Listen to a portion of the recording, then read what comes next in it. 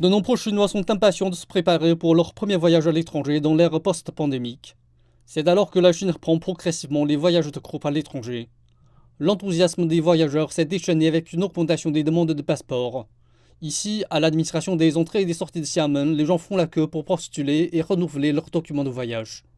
Je veux aller en Thaïlande ou au Vietnam. Nous pouvons demander un passeport via le canal en libre service. C'est tellement pratique. Depuis le début de l'année, Xiamen a reçu près de 30 000 demandes de citoyens chinois, essentiellement un retour au niveau pré-épidémique. Pour faire face à la demande croissante de voyages à l'étranger, la Chine constate une accélération du rythme d'ajout de vols internationaux, ce qui fait également baisser le prix des billets. J'ai surveillé le prix du billet d'avion pour Manille.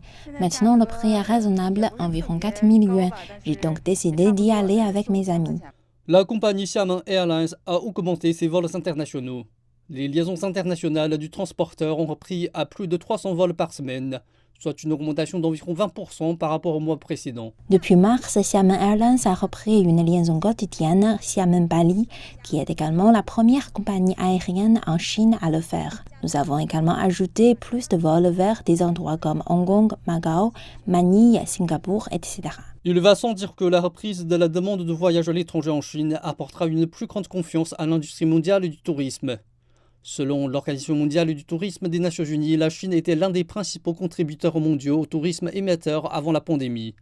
Les voyageurs chinois ont dépensé 255 milliards de dollars en 2019, ce qui représente près de 20% de toutes les dépenses touristiques internationales.